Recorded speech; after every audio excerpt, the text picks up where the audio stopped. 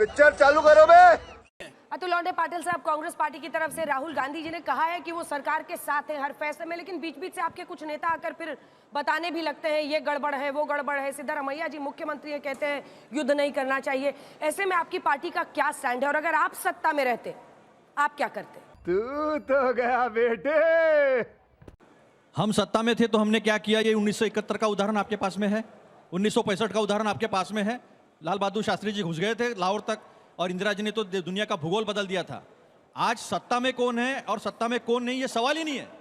आज कांग्रेस, बीजेपी, विपक्ष, पक्ष, इसका सवाल ही नहीं है। आज भारत के नाम पर हम सब इकट्ठे खड़े हैं पूरी ताकत से। ये सामने बैठे युवा जो है उनके तरफ एक संदेश है कि आज कोई पक्ष विपक्ष नहीं, आज हम एक है, हम भारत है, हम इंडियंस है और पूरी ताकत से ऐसी निर्णायक भूमिका लेनी है, ऐसी निर्णायक भूमिका लेनी है कि भारत के तरफ बुरी आंख लगाकर कोई इसके बाद देख ना पाए। आज हम ये चाहते हैं। किसने क्या कहा, अंजना जी, उनके तरफ से किसने क्या कहा, किसने क्या कहा, इससे अहम बात यह है कि हमारी CWC, कांग्रेस वर्किंग कमेटी, सर्वोच्च बॉडी है, उसने निर्णय लिया कि हम सरकार के साथ पूरे ताकत से खड़े हैं।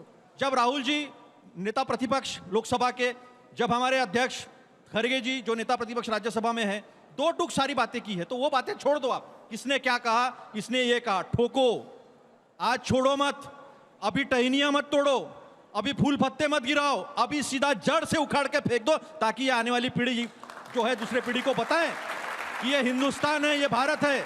और इसके तरफ जिसने भी नजर तिरछी, चाहे वो चाइना हो चाहे वो पाकिस्तान हो, ये भारत है। और ये भारत का युवा जब खड़ा होता है ना, तो अच्छे अच्छों की जड़ें हिल जाती है, तो पूरी ताकत से खड़ा है। You are right bro. Bhadauria ji, Anurag Bhadauria ji, सरकार के साथ है।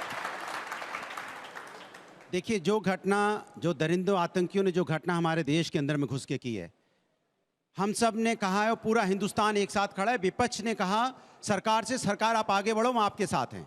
आप इधर उधर की बातें मत करो, कौन नेता क्या कहता है नहीं कहता है, इसके चक्कर में मत पड़ो। आप ये बताओ कि आप उस आतंकियों को कब, इस देश की जो लोगों को उन्होंने शहीद किया है, उनको कब सजा दोगे, ये बताइए। दूसरी बात, सवाल ये भी आपसे पूछा जाएगा इसके साथ साथ कि आप ये बताइए कि जो वहाँ पे हिमांशी नरवाल, हमारे जो शहीद हुए, विनय नरवाल की, लेफ्टिनेंट विनय नरवाल की वाइफ है, उन्होंने कहा आके, कितना अच्छा संदेश दिया कि कश्मीरी जो मुस्लिम हैं उनके खिलाफ नफरत मत फैलाओ, क्योंकि पाकिस्तानियों ने मारा है आके। कश्मीरी हिंदू, कश्मीरी मुस्लिम और हमारे देश में जो मुस्लिम हैं वो सब हिंदुस्तानी, हम सब हिंदुस्तानी हैं। नफरत की बात मत करो, हमें आपस में बांटो मत। क्योंकि जो बाहर से लोग आए थे, जो पाकिस्तानी आए, उन्होंने धर्म पूछ के गोली सिर्फ इसलिए मारी क्योंकि हमारे देश के अंदर में एक नई राजनीति को जन्म देना चाहते थे। वो चाहते थे कि समाज के अंदर में एक नफरत की राजनीति पैदा हो, हम आपस में जो हमारा यहाँ गंगा जमुनी तहजीब है उसमें चोट पहुंचे, यही तो उनका मकसद था। तो वो जब इसको रोकने की बात करती हैं कि कश्मीरी मुस्लिम के बारे में कोई नफरत मत फैलाओ, तो कौन लोग हैं जिसका पति शहीद हुआ है उसके बारे में फेसबुक में उल्टा सीधा जो लोग लिखते हैं उस पर कार्रवाई कीजिए।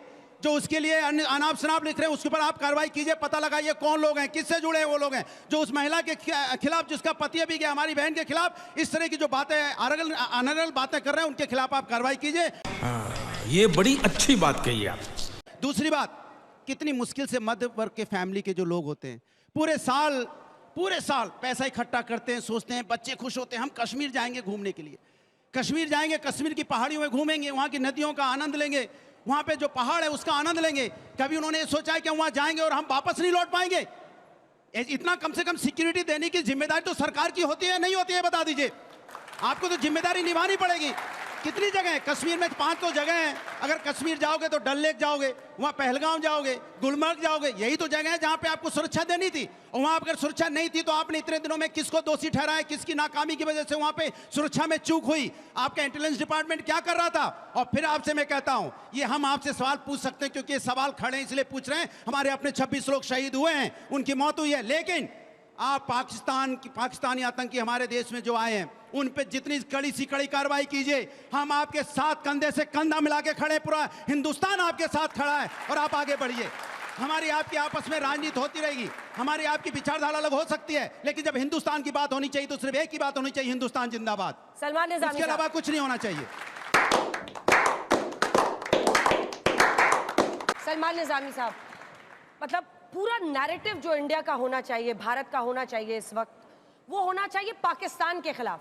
और इस बात पर कई लोग ओवैसी साहब की प्रशंसा कर रहे हैं कि देश में तो खूब हिंदू मुस्लिम करते हैं, लेकिन ऐसे वक्त पर वो अगर दहाड़ रहे हैं तो सिर्फ पाकिस्तान के खिलाफ। ये वो वक्त है जब सभी राजनीतिक पार्टियों को भी खुलकर पाकिस्तान के खिलाफ बोलना होगा, वोट बैंक की वजह से चुप नहीं रहना होगा। देखिए, मैं कल पहलगाम में था, ये मेरी तस्वीर है उन सैलानियों के साथ, थोड़ा जूम करिए, मैं दिखाना चाहता हूँ। मैं कल वहाँ उनके साथ मौजूद था और उनको विश्वास दिलाया कि वहाँ हमारे हिंदू भाई भी थे, मुसलमान भी थे, मैं कश्मीर से हूँ, कश्मीरी हूँ, और हमने उनको विश्वास दिलाया कि अगर उन आतंकियों ने हमारे निहत्थे सैलानियों पे गोलियां चलाई, जैसे सईद आदिल ने जो है अपनी जान की परवाह नहीं की और अपनी जान दे दी, वैसे ही सलमान निज़ामी कश्मीर में उन सैलानियों के जो हिंदुस्तानी हैं उसके लिए जान देगा। और सरकार से भी हमारी यही अपील है, जैसे अभी हमारे साथी ने कहा कि कश्मीर में आज देखिए आप, हर कश्मीरी घर से बाहर निकला है और वो कहता है कि पाकिस्तान को जवाब दीजिए, और आप दिखाएंगे, आप ये करेंगे, आप वो करेंगे, ये करेंगे, वो करेंगे। और हम भी तंग आ गए। कई सालों से पाकिस्तान जो है कश्मीर के नाम पे राजनीति कर रहा है, वोट बैंक पॉलिटिक्स करता है, और हम भी चाहते हैं कि पाकिस्तान को जवाब दीजिए। अगर जंग करनी है तो जंग करिए, लेकिन जिस तरीके से हिंदू मुस्लिम इसको एंगल दिया जाता है कि हिंदू मुस्लिम, आप देखिए वहां मुसलमान ने अपनी जान दे दी, आज कश्मीरी मुसलमानों ने उन सैलानियों को अपने घरों पे रखा, और आज कश्मीरी मुसलमान सड़कों पे उतरा और उसने ये कहा कि हम इस आतंकवाद के खिलाफ हैं और हिंदुस्तान के साथ खड़े रहे हैं और रहते रहेंगे। लेकिन जिस तरीके से पूरे माहौल को बिगाड़ा जा रहा है, अब कश्मीर हिंदुस्तान का अटूट अंग है, अगर वहां सैलानी नहीं जाएंगे, अगर हम बाइकॉट टूरिज्म करेंगे तो हम मौका देंगे अपने जो है जो दुश्मनी मुल्क है पाकिस्तान, उसको मौका दे रहे हैं हम कि आइए, हमने आपको छोड़ दिया। इसलिए हमारी यही कोशिश रहनी चाहिए कि कश्मीर हमारा है और वहां हर सैलानी जाएगा, और अगर पाकिस्तान को जवाब देना है तो सबसे पहले मैं बॉर्डर पे जाऊंगा, इस देश के लिए गोली खाऊंगा, क्योंकि पाकिस्तान ने जो यहां दिरंदे, जो पहलगाम में उन निहत्थे लोगों का कत्ल किया है, वो गलत है। पूरा देश के हर एक मुसलमान यही चाहता है कि पाकिस्तान के खिलाफ सख्त से सख्त कार्रवाई हो। विपक्ष को भी सवाल जवाब नहीं करना चाहिए, हम देश के प्रधानमंत्री के साथ खड़े हैं और वो जो फैसला लेंगे हम उनके साथ। ठीक है, आपने यही नहीं, अभी और सुनिए। ऐसा रिस्पांस, फिर मैं सवाल लूं। मेरा एक सिंपल सी कहना है कि इस घटना ने नुकसान पहुंचाया, हमारे दिल में छेद किया, हमारे दिल पे चोट पहुंचाई है, लेकिन एक अच्छी बात अगर मैं ये कहूं कि हिंदू मुस्लिम नफरत के नैरेटिव को पाकिस्तान के भी तोड़ दिया, और जो बाकी लोग हैं जो ये हिंदू मुसलमान के बीच में नफरत की खाई पैदा करने की कोशिश करते थे, उनको भी तोड़ा है। आज यहां सारा युवा बैठा है और पूरा देश देख रहा है आज तक को। मैं आज आपको बोलता हूं कि हम आके उठ के कसम खाते हैं कि आज के बाद हिंदू मुस्लिम नफरत की खाई खत्म कर देते और हम सब हिंदुस्तानी है, हम सब भारतीय है। ऐसे अगर हम आज यहां से कदम खाएंगे तो पूरे देश में एक मैसेज जाएगा कि नहीं, हम सब एक है। दूसरी बात, जिस तरह से हमने महाराष्ट्र में भी कहा, अंजना जी, महाराष्ट्र में कहा कहीं ना कहीं कश्मीरी बच्चों जो पढ़ने के लिए आए हैं महाराष्ट्र में, बड़े पैमाने में आते हैं, पूरे देश से लोग आते हैं, वहां कुछ ऐसे घटनाएं हुई, हमने उनको रिक्वेस्ट की, विनती की कि नहीं, ये बच्चे अपने हैं और ये पढ़ने आए हैं तो इनको सिक्योर, सुरक्षित महसूस होना चाहिए कि हम महाराष्ट्र में आए हैं, इतनी घटना हुई है, सब हमारे साथ खड़े हैं। तो मैं आज आपके माध्यम से, आज तक के माध्यम से ये कहना चाहूंगा कि कश्मीरी बच्चे देश के कोने कोने में जहां भी पढ़ रहे हैं, उनके पास जाइए, उनको हौसला दीजिए, ताकि एक मैसेज जाए कि कश्मीर से लेकर कन्याकुमारी तक हिंदुस्तान एक था, एक है और एक रहेगा, कोई इसे तोड़ नहीं सकता। बिल्कुल। नाइस। सर, मेरा सवाल आपसे है, पिछले 10 सालों से आपकी सरकार है जी। 10 सालों में आप SATF के पोर्टल रिपोर्ट आती है हर साल, उसके रिपोर्ट के अकॉर्डिंग जो है भारत में जो है पिछले 10 सालों में लगभग 2500 से ज़्यादा लोग आतंकी हमले में मारे गए हैं और 4000 से ज़्यादा लोग आतंकी हमले में ही घायल हुए हैं। उसके बावजूद इसमें जो प्रमुख घटनाएं हैं, जैसे पुलवामा हो गया, रईसी हो गया या पहलगाम की ले लें, पुलवामा के पहले भी हमारे पास 12 इनपुट थे, उसको इग्नोर किया गया। उसके बाद अभी पहलगाम की बात की जाए, 2 कश्मीरी मुसलमान जो वहाँ पे गए थे 2018 में पाकिस्तान गए थे, उनके एंट्री का इनपुट मिला, वो कि पाकिस्तानियों के साथ एंट्री लिए हैं कश्मीर में, रामबन में, उसको भी इग्नोर किया गया, जिसके बाद पहलगाम अटैक होता है। इस पे आप क्या कहना चाहेंगे? हमारा सवाल सीधा सरकार से ही है, और ये ये पहलगांव जो हमला हुआ है इसी पे है। बैसारनपुर वैली इसी में अटैक हुआ है। इस बैसारनपुर वैली में एक्चुअली में कभी भी मिली है परमिशन तो वो मिड मई में मिलती है।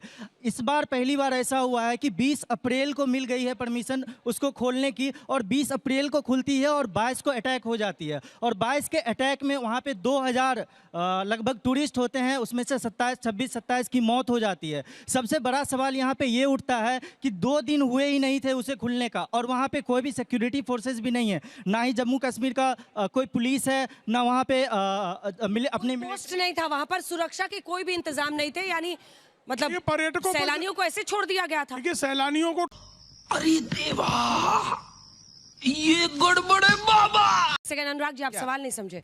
वो ओवरग्राउंड वर्कर्स की बात कर रहे हैं जो कि कश्मीर में है, और निजामी साहब भी बोलेंगे।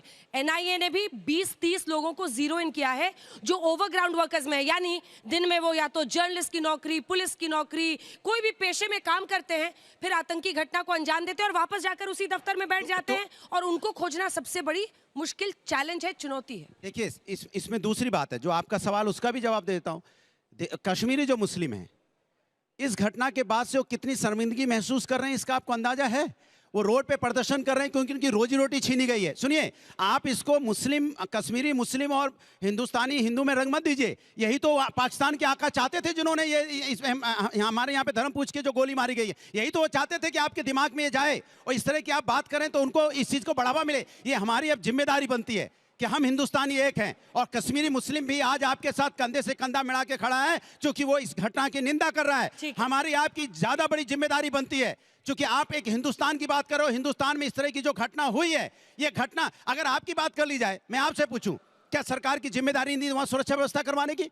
सरकार इससे भाग सकती है क्या? सरकार ने कहा 317 हमने हटा दिया, वहां शांति होगी, 317 हटा, उसके बाद का नोटबंदी होगी तो आतंकवाद खत्म हो जाएगा, वो भी हुआ। फिर क्या वजह है कि वहां पे आतंकवाद अभी भी वहां पे बॉर्डर क्रॉस करके आ गए? तो इसकी तो पूरी इंक्वायरी होनी चाहिए ना, बॉर्डर क्रॉस करके कैसे पाकिस्तानी हमारे देश में आ गए। हमें इस पे चिंता करनी चाहिए। हम दूसरी बात में हमें उलझाने की कोशिश कर रहे हैं। 2 सवाल और ले लेते हैं। आप कुछ भी बोलो, ये नहीं सुनने वाला। मैं बस इतना बोलना चाहता हूं, देखिए हमको किस में उलझा के गए हैं वो, हमें उन आतंकवादी को, पाकिस्तान के मंसूब को कामयाब नहीं होने देना है। हम आप फिर उसी में उलझ गए, फिर वही बात करने लगे, ये कश्मीरी मुस्लिम है, ये फलाना मुस्लिम है। हम हिंदुस्तानी हैं, बार बार कह रहे हैं, क्यों नहीं ये बात समझ में आ रही है? आप इसमें मत उलझिए। ये हम बीजेपी वालों से भी कह रहे हैं, आप ये जो हमारी बहस में उलझना चाहते हैं, मत उलझिए। यही तो वो करना चाहते हैं। आदिल हुसैन को याद कीजिए, आदिल हुसैन भी मुस्लिम था। जब वो गोली मार रहे थे, वो जाके खड़ा हो गया, उसने उसकी बंदूक पकड़ ली, 5 गोलियां उसके सीने में दाग दी और वो भी शहीद हो गया। क्यों उसको मार दिया? वो तो कश्मीरी मुस्लिम था। अरे आतंकवादी आए हैं सिर्फ इसीलिए कि हमें आपके बीच में एक नई नफरत को, राजनीति को जन्म देना चाहते हैं। आप उनके शिकंजे में मत आइए, यही हम बार बार आपसे कहना चाहते हो, और आप उसी में जाके फंस जा रहे हो बार बार। इसलिए हिंदू मुस्लिम मत कहिए, हम हिंदुस्तानी, ये बड़ी बात है। एक सवाल, टेरर, भगवा आतंकवाद, ये कहना सही है? आज आतंकवाद में धर्म देखना गलत है। आनंद सिंह ने भगवा आतंकवाद का टर्म कॉइन किया था, वो इनके पार्टी में जाके मंत्री बना है, इनके पार्टी में जाके मंत्री बना है वो। दूसरी बात, याकूब मेमन, ये एक अंडरलाइन प्रिंसिपल है कि जो टेररिस्ट होता है उसकी लाश किसी को दी नहीं जाती है। अजमल कसाब हो या किसी, अजमल कसाब हो, साहत वहीं पे गाड़ा गया, वहीं पे दफनाया गया, बाहर दिया नहीं गया। याकूब मेमन को देकर वही करना चाहते थे। मैं बोलना नहीं चाहता था प्रेम जी आज, लेकिन वो आपने बोलने पे मजबूर किया, क्योंकि ये अभी मैं एक बात बताता हूं, सुनिए, अभी सुनिए, आपने बात निकाली इसलिए निकाल रहा हूं मैं। यशवंत शिंदे, पूर्व प्रचारक, इसने कोर्ट में एफिडेविट दिया, आरएसएस का पूर्व प्रचारक जम्मू एंड कश्मीर का, विशेषकर कश्मीर में ये पूर्व प्रचारक था, पूर्ण प्रचारक। इसने क्या बोला है? माननीय सर्वोच्च न्यायालय में नरेंद्र मोदी और मोहन भागवत देशद्रोही गैंग के विरोध में दिनांक 30/4/2025 को देश भर इस गैंग ने किए नांदेड़, पूर्णा, जालना, परभनी और मालेगांव आदि और भी बम विस्फोट, धमाके और साजिश के बारे में याचिका दायर की। ये आरएसएस का पूर्व प्रचारक है और इसने खुद ने एफिडेविट दिया है। मैं डालना नहीं चाहता था, मैं ये सोचता था कि आज हम इकट्ठे खड़े हैं, लेकिन ये बाज नहीं आएंगे, ये बाज नहीं आएंगे, क्योंकि इनको नहीं चाहिए ये देश है, इनको इसी पे राजनीति करनी है, क्योंकि फिर बेरोजगारी के सवाल, महंगाई के सवाल खड़े होते हैं, फिर महिला सुरक्षा के सवाल खड़े होते हैं। मैं नहीं चाहता था, मैं चाहता था ये मौका है कि सारा भारत इकट्ठा खड़ा रहे, लेकिन ये नफरत। तुम्हें शर्म है? कुछ शर्म आया है? पार्टी ने लाहौर तक घुस के 93,000 सैनिकों से शरणागत ली थी, जिस पार्टी ने इस देश को न्यूक्लियर बॉम्ब दिया, जिस पार्टी ने पाकिस्तान के टुकड़े कर दिया, जिस पार्टी ने अफजल गुरु और अजमल कसाब को फांसी दे दी लेकिन बाहर नहीं दिया, अंदर ही गाड़ दिया, उसके बारे में ये फैलाई गई बातें हैं। मेरे पास ये है, बुरहान वानी को मारा था डिप्टी सीएम बीजेपी के, निर्मल कुमार क्या बोलते हैं, वो तो एक्सीडेंट था, वो तो मारे गए थे। ये देखिए बिना बुलाए चले गए थे, अभी आपने बात निकाली इसलिए निकाल रहा हूं, बिना बुलाए बिरयानी खाने चले गए थे। और आईएसआई को 70 साल के इतिहास में, 75 साल के इतिहास में आईएसआई को कभी बुलाया नहीं गया था। पठानकोट में आईएसआई को बुलाया गया था इन्वेस्टिगेशन करने के लिए। तो मैंने पहले ही कहा था कि किसने क्या कहा, इतिहास में क्या हुआ, उसमें हमें जाना नहीं है। आज पाकिस्तान को पूरी तरह से निर्णायक तरीके से ऐसा ठोकना है कि जिंदगी में कभी तिरछी आंख करके एक आदमी उनका देख ना पाए। फूल पत्ती टहनियों को छोड़ो, सीधा जड़ से उखाड़ के फेंक दो ताकि कोई खड़ा ना हो। ये कहने के बावजूद उसी पर आ जाते हैं। बोलना भी हूँ क्या करिए बोल।